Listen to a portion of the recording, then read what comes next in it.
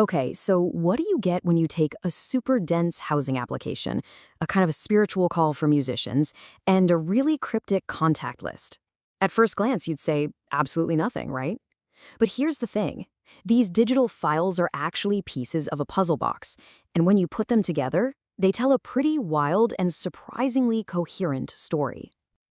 So that's the big question we're digging into. How on earth do these totally separate documents end up telling one single story about a person's life?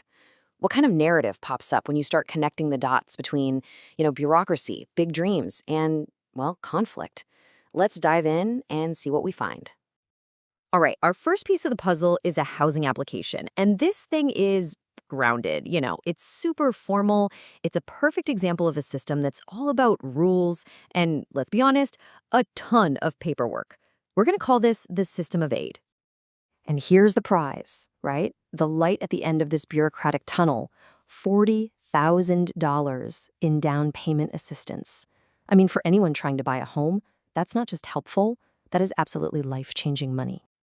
Now, don't get me wrong. The whole point of this program is fantastic. It's all about equity, making things more accessible, and helping people finally own their own home. It's a great goal. But, as you're about to see, even the best intentions can get complicated, really complicated. And yeah, the hurdles pop up right away. This is not a simple one-page form. Just look at this income chart. Your eligibility is defined literally down to the last dollar. If you're one single dollar over the limit for your family size, you could be out. It's an incredibly rigid system of these super precise financial brackets. And just look at this checklist. Wow. This is the price of admission, folks. We're not just talking about your last few pay stubs. No. We're talking 6 months of every single bank statement, every investment account, the cash value of your life insurance. Even if you won the lottery or get an inheritance, your entire financial life has to be laid bare, documented, scrutinized, and handed over.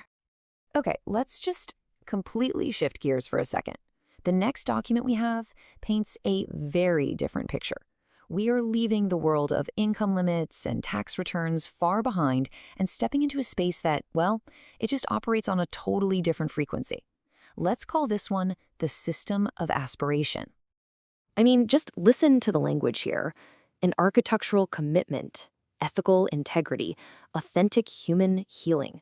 This is from that second document, the call for musicians. The tone could not be more different from what we just saw. It's so abstract, so idealistic, almost spiritual, really. This thing even has its own kind of mystical vocabulary. Like, what in the world is a vas sonorum? Well, apparently it's a vessel of sound integrity. See, we're not talking about finances anymore. This is about restoring balance to the entire world through sound. We've definitely entered a world of big abstract ideas. And their process? It's not a checklist of documents. It's a path to healing. You don't submit pay stubs, you contribute sonic artifacts. The goal is to guide a user to their recovery node. So this is a system that's built entirely on concepts and what you can contribute, not on compliance and credit scores. A whole different ballgame. And now, for the third piece of our puzzle, and this is the one that really brings everything into sharp focus. This file is way more personal, and it points to a totally different kind of system. A system of friction, maybe even crisis. A system of conflict. So at first glance, it's just a screenshot of a contact list, right?